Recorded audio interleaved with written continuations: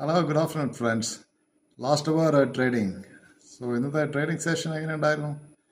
So Nifty levels almost ഞാൻ രാവിലെ പറഞ്ഞിരുന്നു. Nifty levels it didn't cross 24,337 ആയത് ക്രോസ് വന്നിട്ടുള്ളത്.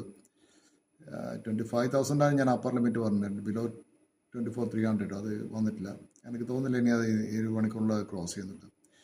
പിന്നെ എനിക്കിപ്പോൾ 2 സെല്ല് കോൾ കാണുന്നത് ഞാനിപ്പോൾ ഡോക്ടർ റെഡ്ഡിയും ഗ്രാസിയമും രണ്ടും സെല്ലാണ്.